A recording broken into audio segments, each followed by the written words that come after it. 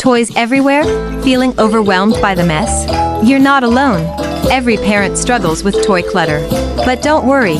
Today, we'll show you how to create an organized and fun play space.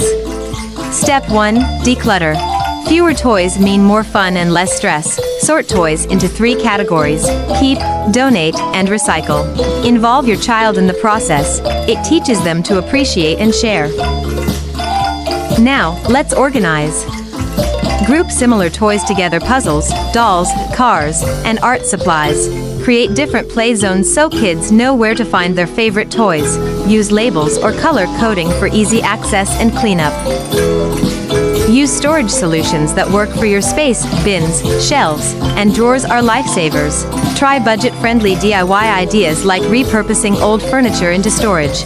Maximize space by using vertical storage, hang baskets, use wall shelves, and stack bins. The secret to an organized space? A simple daily cleanup routine. Make it fun. Turn cleanup into a game or set a timer. A clutter-free playroom means happier playtime and stress-free parents. With these easy steps, you can turn toy chaos into a joyful, organized play space. Start small, involve your kids, and enjoy the difference. Happy organizing!